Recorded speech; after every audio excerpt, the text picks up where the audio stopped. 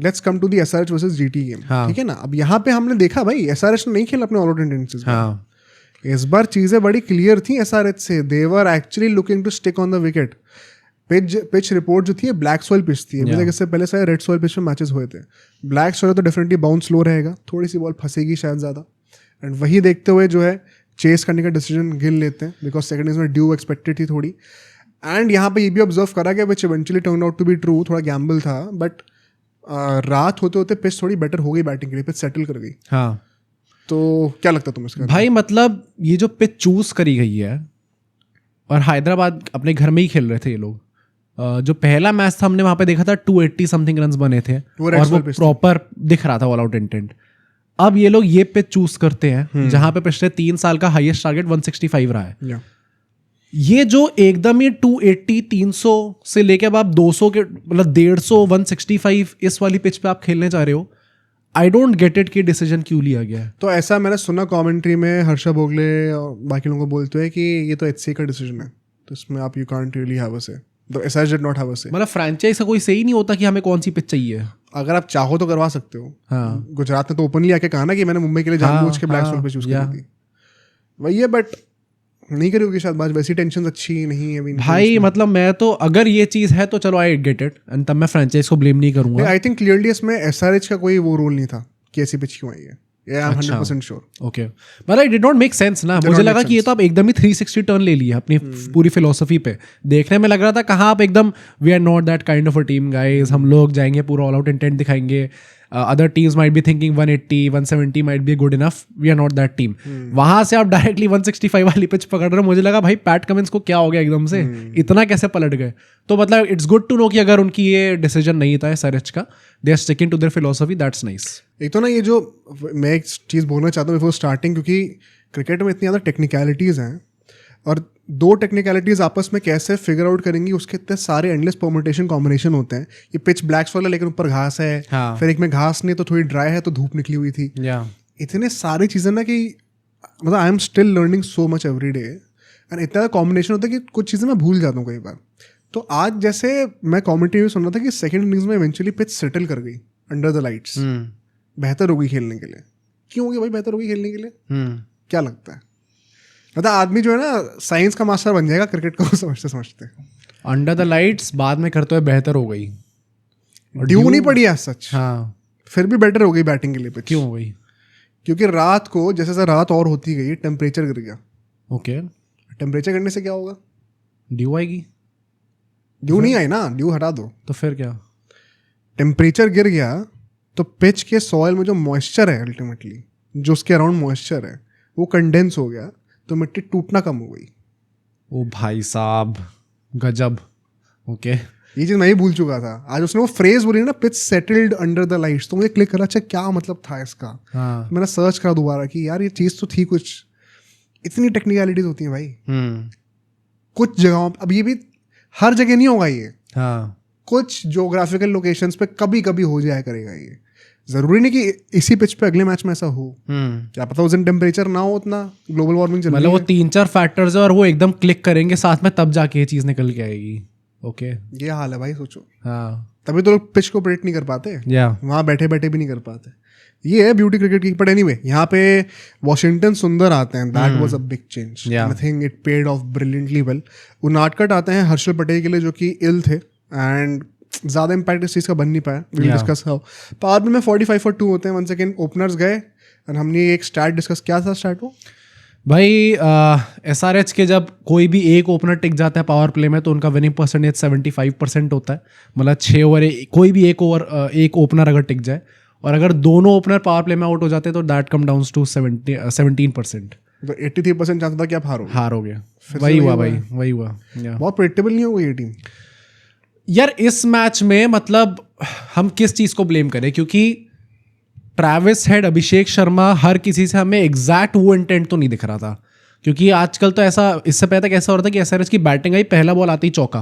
वैसे ये भी बहुत बड़ा डिस्कशन पॉइंट है. आपने SRH को क्यों तोड़ करा? दिया. हाँ भाई पूरा घमंड तोड़ दिया आपने. नहीं, ये ह्यूमिलिएशन, अगर ये मैच एंड तक जाता तो भी ह्यूमिलिएशन सिर्फ इसी रीजन से ही होता कि भाई आपने पूरी फिलोसफी चेंज करने को कह दिया, जिसके ऊपर पूरी मार्केटिंग थी वही हटा दिया आपने। And that is why preview में मुझे यही लगा था कि भाई जीटी इज अ टीम जो कि टैक्टिकली इतना प्रिपेयर करके आ रही है, जो कि हमें सेकंड इनिंग्स में देखने को भी मिला कायदे से, बिल्कुल भी कहीं वो पैनिक नहीं लगा, आराम से पूरी जो भी टारगेट था चेस कर दिया। SRH on the other hand ये जो बैटर्स कर रहे हैं इसमें, मतलब यार हम कप्तान को भी क्या ही ब्लेम करें इसमें, क्या किसको ब्लेम कर सकते हैं, ये तो बैटर्स का अपना ही है भाई। I will try to explain tactically. GT today one of the best executions. हाँ, कैसे एक्सप्लेन करता हूँ, मुझे अभी तो इन माई मेमोरी मुझे याद नहीं आ रहा इस साल एक भी मैच ऐसा हुआ है पावर प्ले में सारे पेसर्स के लिए रिगार्डलेस कौन बॉलिंग कर रहा है सबके लिए फील्ड सेटअप सेम था, और फील्ड थी 6-3 की। 6-3 का मतलब क्या होता है, 6 fielders on the off stump, just 3 fielders on the leg side. ये 6-3-7-2 के सेटअप जो होते हैं ना हम टेस्ट मैचेस में देखते हैं, जब 2-2 3-3 स्लिप खड़े होते हैं, ये 6-3 का सेटअप T20 के पावर प्ले में against the most dangerous team in their home ground last time किस टीम ने करा था, जरा मुझे बताना एक बार। भाई एक तो पहली बात having the guts to do this, और फिर जो पिन पॉइंट डिसिप्लिन दिखाया है ना बॉलर्स ने।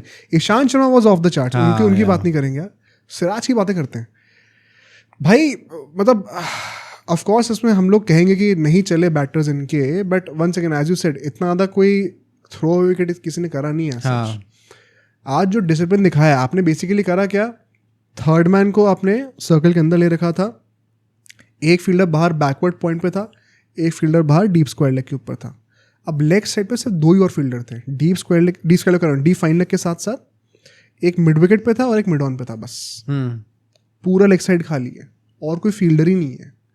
बीच वाले रीजन में सिर्फ मिड विकेट है और कोई है ही नहीं, पूरी फील्ड खाली पड़ी हुई है, सारे फील्डर ऑफ स्टंप पे हैं। नोटिस हाउ सिराज ने जो पहली 4-5 बॉलों में जब आउट करा ट्रैविस हेड को, सिर्फ एक बॉल थी जो उन्होंने आउटसाइड ऑफ स्टंप डाली थी। ओके, बैटर के दिमाग में क्या आ रहा है कि सारी फील्ड ऑफ स्टंप की है तो ये आउटसाइड ऑफ स्टंप डालेंगे, मुझे अपनी आंख को फ्रीज करने का मौका मिलेगा, मैं रन स्कोर करूंगा। वो एग्जैक्टली ऑपोजिट कर रहे हैं ब्लफ करके, एंड उसमें प्रिसीजन इतना तगड़ा है, जरा सा भी इधर उधर होंगे तो पूरी फील्ड खाली है, फ्लिक करके चौका जाएगा। या वही मिडिल लेग की लाइन से आप डाल रहे हो, इनिशियली स्विंग इतना था नहीं तो एंगल से बॉल थोड़ी शेपिंग करके अंदर आ रही है, रूम के लिए क्रैम्प कर रहे हो बेसिकली ट्रैविस हेड को। हमने बहुत बार डिस्कस करा कि ट्रैविस हेड रूम के लिए क्रैम्प होते तो स्ट्रगल करते हैं इनिशियली, इसीलिए फ्लिक करी उन्होंने मिड विकेट पे हाथों में, एक फील्डर था वहां पे और उसी के हाथों में दे दी बॉल। ये कोइंसिडेंस नहीं है, आपने दिमाग के साथ खेला है और execution was so perfect from Siraj.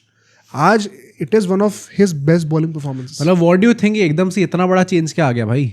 क्या सिर्फ वही है कि जब आप गेम से दूर होते हो, जैसा उन्होंने खुद कहा है कि जब गेम से दूर होते हो तो आपको एक चांस मिलता है अपने गेम पे रिफ्लेक्ट बैक करने का, है, इसलिए थोड़ी आग तो है भाई, मतलब हाँ भाई, मतलब जेन्युइनली जो कह रहे हैं ना कि हर बॉल ही ऐसे डाल रहा है जैसे हर बॉल में इंटेंट दिख रहा है। Telling me that he is not hurt by what happened. हाँ, वो तो क्लियरली है। मतलब कितनी बार उनने जिस तरीके से वो मेंशन कर भी रहे पोस्ट मैच प्रेस कॉन्फ्रेंस पे अपनी परफॉर्मेंस के बारे में कि ऑब्वियसली जब आप इंडियन टीम में सेलेक्ट नहीं होते, 2-3 बार मैंने सुन चुका उन्हें ये बोलते हुए कि जब आप इंडियन टीम में सेलेक्ट नहीं होते हो तो ऑब्वियसली हर्ट करती है आपको वो चीज़, बट वो सही डिसीजन लिया गया था, ऐसा करके जो भी उन्होंने बोला है। ये इंडियन टीम वाला पॉइंट 2-3 बार अब वो बोल चुके हैं, तो क्लियरली वो हर्ट तो है ही, बट वो जेन्युइनली हर ओवर की हर बॉल में दिख रहा है कि वो कुछ प्रूफ करने वाली बात है। तीसरा और मिला पावर प्ले में, उसमें उन्होंने अभिषेक को भी सेम तरीके से आउट करा, क्रैम्पिंग हिम फॉर रूम, ज्यादा आपको अपनी आउटसाइड ऑस्ट्रम की आपको एक्सेस करने का मौका ही नहीं दिया। इसीलिए वो वंस अगेन क्या होता है ना, तुम खुद कभी भी जितने भी लोग देख रहे हैं ट्राई करना, एक बंदे से कहो आपके बगल में खड़ा हो ऐसे, और ऐसे ऊपर से बॉल रिलीज कर, ड्रिल होती है सामने, ऐसे बॉल रिलीज करे तुम्हारे साइड में खड़ा होके, और तुम स्लॉक करने का ट्राई करो। जो बॉल तुम्हारे मिडिल स्टंप ऑफ स्टंप पे गिरेगी वो तुम ज्यादा बेटर स्लॉक कर पाओगे एज अपोज टू जो तुम एकदम टांग के सामने कर जाएगी। ओके, हाँ ऑब्वियस है तो हाँ, क्योंकि थोड़ा रूम होगा ना बैट और पैर के बीच में, तो आपका आर्क पूरा अच्छे से बनेगा। यही चीज करते करते तो मैंने अपने पैर पे बैट मारा था। कब? जब मैं आगे बढ़ रहा था और तुमने पैर पे फेंक दी थी तो मैंने बैट जो अपने पैर पे मार दिया था रूम के लिए क्रैम्प। हाँ, तो अभिषेक शर्मा की बॉल कनेक्ट क्यों नहीं हुई है? He was cramped for room, and वो प्रिसीजन आप देखो ना, आपने सिर्फ मिड ऑन और मिड विकेट ले रखा है, तब भी रिसाज ने एकदम परफेक्ट पोजीशन पे बॉल डाली है प्रिसीजन के साथ। तो मतलब ऑफ कोर्स बैटर्स ने गलती कमिट करी, बट कमिट कैसे करवाई गई इतनी टाइट फील्ड सेटअप के साथ जहाँ पर मार्जिन ऑफ एरर हार्डली कुछ है, क्योंकि ईशांत शर्मा ने जो ना बॉलिंग थोड़ी ज्यादा फुल करी, तो उनकी पिटाई हुई है सेम फील्ड सेटअप पे, सिराज की नहीं हुई। Plus first time in long time I saw भाई कि अभिषेक शर्मा ने एक साथ 5 पेड़ लगा दिए थे। भाई मतलब ये 5 डॉट बॉल है, तो मैंने आई डोंट नो मैंने लास्ट टाइम कब देखा था अभिषेक शर्मा को ऐसे खेलते हुए, एंड वो भी फिर उनके अंदर था भाई, क्योंकि लास्ट बॉल पर उन्होंने चौका मार दिया था उस ओवर की। बट अभिषेक शर्मा क्लियरली या तो उनसे बोला गया था कि आज थोड़ा संभल के खेलना, या फिर ही जेन्युइनली कुडंट प्ले भाई, आज बिल्कुल ही नहीं था। अगले जो 4 ओवर थे ना, अब सोचो अगर ये क्लिप इतनी बढ़िया थी तो पूरा का पूरा पॉडकास्ट कितना बढ़िया होगा। तो अगर आपको इसी क्लिप का पूरा पॉडकास्ट देखना है तो यहाँ पे क्लिक करिए, और अगर आपको ऐसे ही और क्लिप्स बिंज वॉच करनी है तो यहाँ पे क्लिक करिए।